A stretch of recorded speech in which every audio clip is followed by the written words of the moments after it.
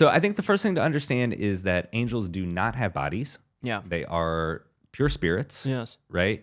And because they don't have bodies, that gives them a kind of a different engagement with the world, Yes. with creation, and different engagement in that. They themselves are created, right? Yes. They even though they don't have bodies, they're not God. Yep.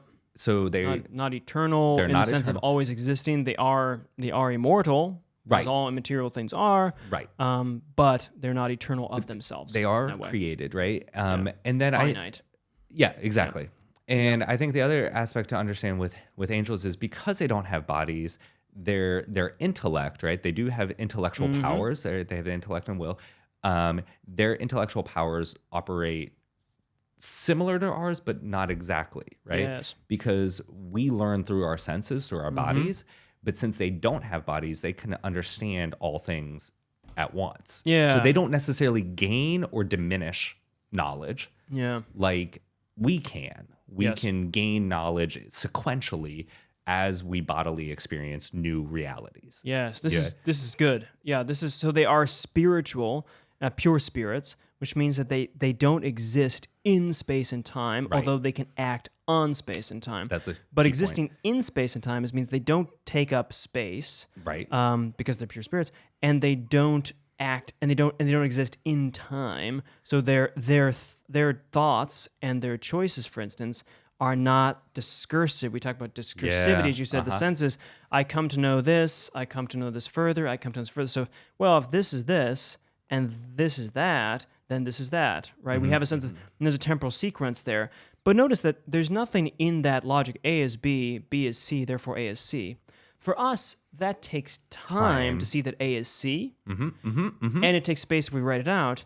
But there's nothing intrinsic about that logical structure that means that time has to be involved. Right. Nor that space. It's not like I need to see A, arrow, B in 5 inches, B, arrow, C, 5 inches, and then it's not like that needs to be in space. In fact, most of the time, it's not in space. I just thought about it, and we didn't write it.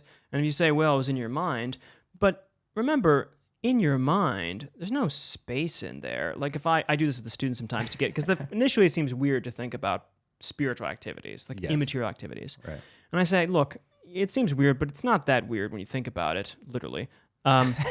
Imagine a triangle, a colored triangle, right? And spin it around or something, and they say, oh, yeah, okay. So I say, well, how fast was it spinning?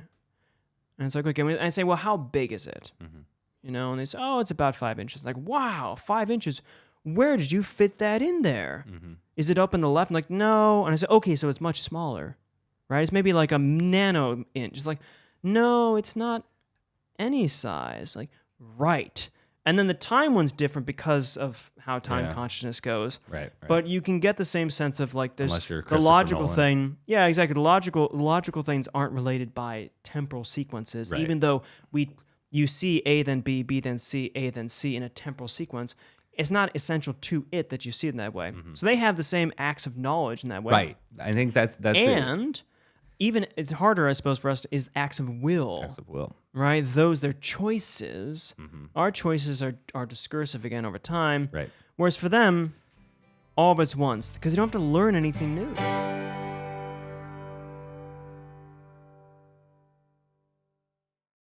Father Jacob Bertrand.